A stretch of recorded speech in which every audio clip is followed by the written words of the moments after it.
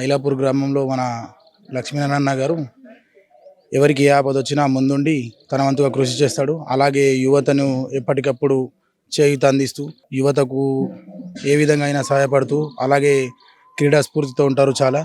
ఎవరికి ఏదైనా dress code అట్లా కావాలంటే స్కూల్ పిల్లలకు కానీ కాలేజ్ వాళ్ళకి కానీ బ్యాట్లు, క్రికెట్ కిట్లు, స్కూల్ యూనిఫామ్లు అట్లా తన లక్ష్మీనారాయణ చేసిన ఈ బాగా సేవా కార్యక్రమాలు ఉన్నాయి.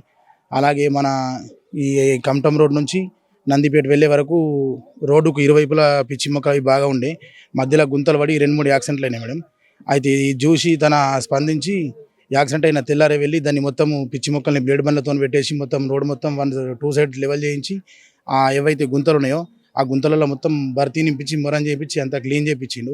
అలాగే మన గణపతి టైంలో కానీ బతుకమ్మ టైంలో కానీ కట్ట మీద మొత్తం పిచ్చి మొక్కలని తొలగించుకుంటా లైట్ సెట్టింగ్లు పెట్టించి అట్లా తన సొంత ఖర్చులతోని ఏ పదవి లేకుండా సొంత డబ్బులతోని తన ఖర్చు పెట్టుకొని ఊరు బాగోరిండు. ఇలాంటి నాయకుడు మేము కావాలనుకుంటున్నాం. మేము మైలాపూర్ గ్రామస్తులము. ఇక్కడ మా విలేజ్లో సొసైటీ చైర్మన్ ఉన్నటువంటి మా లక్ష్మీనారాయణ విలేజ్కి చాలా బాగా అన్ని కార్యక్రమాలు చేస్తాడు. వీధి దీపాలు కానీ వీధిలో ప్రతి ఎలా విలేజ్కి వచ్చిన వాళ్ళకి ఎలా వెళ్ళాలో తెలియదు. అలాంటి వీధికి సంబంధించినటువంటి వీధి నెంబర్స్తో సహా ఏర్పాటు చేయడం జరిగింది. అలాగే స్కూల్లో కూడా ప్రతి విద్యార్థికి ఏమి అవసరాలు కావాలో వాళ్ళకి కావాల్సిన బెంచెస్ కావచ్చు, ఈ స్కూల్స్ బోర్డ్స్ కావచ్చు, డిజిటల్ సిస్టమ్స్ కావచ్చు, ప్రతిదీ కూడా ఆయన చాలా బాగా చేశాడు. విలేజ్లో ప్రతి ఒక్కరికి కూడా ఏది అవసరం ఉన్నా కూడా ఒక ఫోన్ కొడితే అన్నానంటే ఆయన దగ్గరుండి సహాయం చేసే వ్యక్తి.